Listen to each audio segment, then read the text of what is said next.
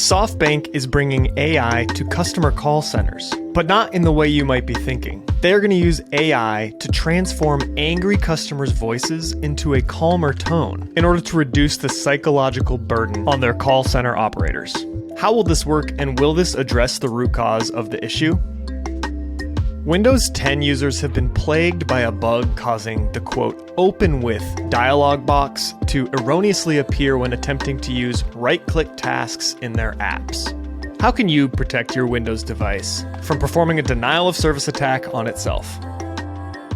And for our crypto enthusiasts, an elaborate scheme is targeting your digital wallets with fake apps that look convincingly real, using platforms like social media and messaging apps to deliver information-stealing malware that's hitting both Windows and Mac OS. How can cryptocurrency users protect themselves from falling victim to these sophisticated fake app schemes?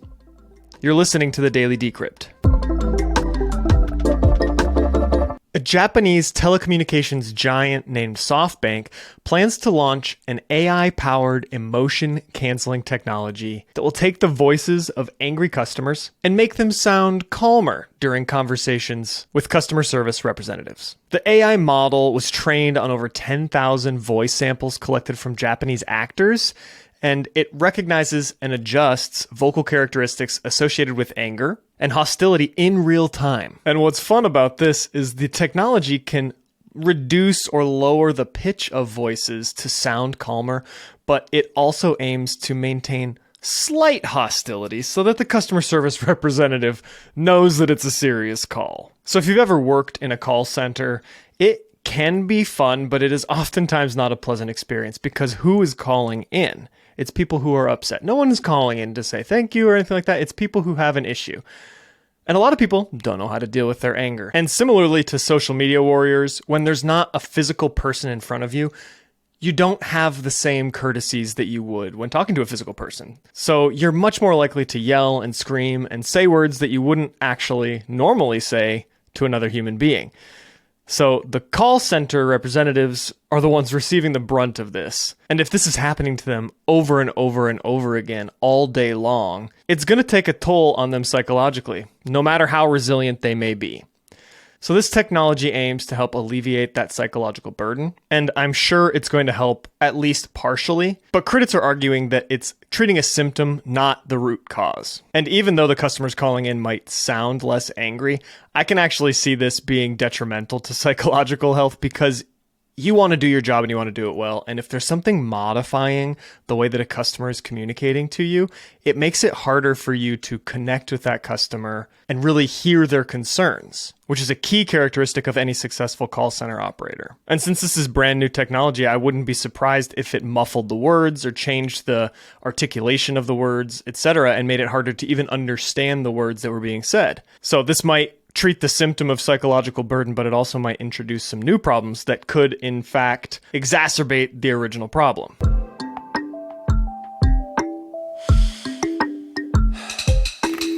Microsoft's Windows operating system is getting out of control with these bugs, all right? They just registered a bug that prevents the Photos app from opening at all, as well as the main story, which is the open with dialog box opens somewhat randomly. So if you were going in and you were trying to open a file, like a text file or something, or a CSV, and you want to open it with a certain program, you would right-click it and click Open With. This is a result of sort of custom right-click menus for each individual app, right? So Outlook, if you right-click on Outlook, you'll see like New Message, Open Calendar, or New Event. And in the example provided by Bleeping Computer in the show notes below, if you right-click on the Calculator app and you click Open in Standard Mode, the calculator will open, but a dialog box will appear over the calculator asking how you want to open this file. And one thing that's notable about this dialog box is there's no exit, there's no cancel, because its intended use is to figure out how to open a specific file. So there's only one functionality. It's how do you want to open this file? If you close out of it, it doesn't even try to open the file. So this essentially prevents you from completing your desired task in Windows. Now, if you're relatively tech savvy, there are ways to get around it. It doesn't completely block functionality, but if you're a typical Windows user and you're not super tech functional, this will prevent you from using the application you're intending to use. As of right now, there is no fix available, but Microsoft has acknowledged these bugs and is working towards a fix, but hasn't provided a timeline of any sorts.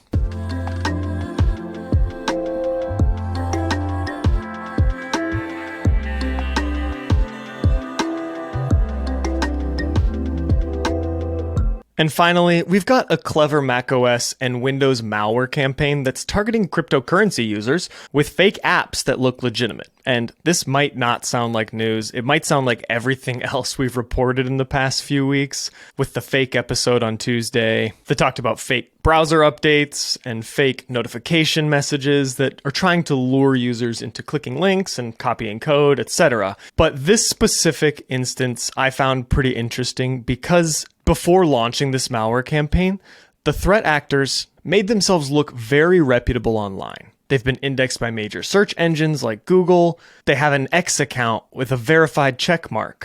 They also have Medium blog posts written about this software. Now, they were written using AI and they were published using unverified publishers, but still, you're going to Google, you're looking up, you're checking the validity of this software, and you're seeing all of these key indicators. Now, personally, I probably would have downloaded this software too, because I'm so used to attackers being kind of lazy and just throwing things up there that you won't find any information about online, or just misspelling things and making themselves pretty obviously not legitimate. But this one sounds very legitimate, and the UI is beautiful on these applications. Now, the software in question here is called Vortax, and it is a fake virtual meeting software. So think like Zoom or Teams, and is being advertised all over social media. The app has a very professional looking website, a Medium blog, like I had mentioned, with AI generated content, and active social media accounts so that it appears credible. If you click on this social media ad, you'll be directed to download Vortax via Dropbox links on Windows or an external site on macOS. After navigating to these external sites, you're naturally going to download what you believe is this meeting software, but instead it's going to be an info stealer malware executable labeled Vortax, but is just going to steal your data. Now, when you go to launch it, it's actually going to appear like it's broken or non-functional, like there was a corrupted install or some other sort of error message, but in fact, you've launched the malware at that point, and you're going to need to take some action to stop this malware and remove it from your system. The article by HelpNet Security doesn't specify what measures need to be taken to rid your computer of this malware, but I'd recommend looking into like advanced uninstallers, as well as endpoint security software with updated malware signatures. And you can also configure your settings to block this type of app from being allowed to be downloaded from the internet. But most importantly, just knowing about this type of attack will help you prevent it in the future. Stay vigilant, keep your eyes peeled, and trust your gut. If something feels weird, it probably is weird. This has been the Daily Decrypt. If you found your key to unlocking the digital domain, show your support with a rating on Spotify or Apple Podcasts. It truly helps us stand at the frontier of cyber news. Don't forget to connect on Instagram or catch our episodes on YouTube. Until next time, keep your data safe and your curiosity alive.